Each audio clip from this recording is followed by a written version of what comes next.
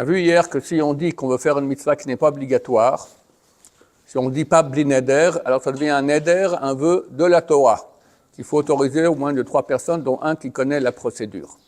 Si quelqu'un pense cela, alors ce n'est pas considéré comme un neder. Mais il y a 2 cas où la pensée est oui considérée comme un neder. Il faut faire très attention à cela. 1, c'est donner de la tzedaka. 2, ça ressemble, c'est faire un jeûne.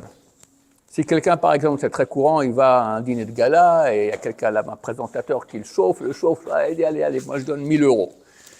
Il pense comme ça, il pense vraiment. Il rentre à la maison, il dit, ça va pas, qu'est-ce qui t'arrive, 1 000 €, t'as pas les moyens, d'accord. Trop tard, Balthazar, ça devient un neder d'oraita plus dur à autoriser qu'un neder normal, qu'un vœu normal. Un vœu de tzedaka, c'est très très dur à autoriser.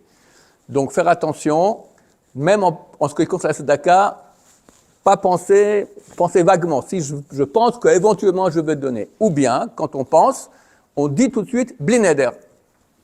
Mais quand on dit bli neder, pour que ce soit après qu'on ait parlé ou après qu'on ait pensé, dans le cas où ça devient un neder si l'on pense, il faut dire bli neder à haute voix. Ni en pensée, ni en chuchotant. Il faut à haute voix. Bli neder. Il faut que ça soit aussi avant que passe le temps de dire les 7 syllabes Shalom Alecha Rabbi.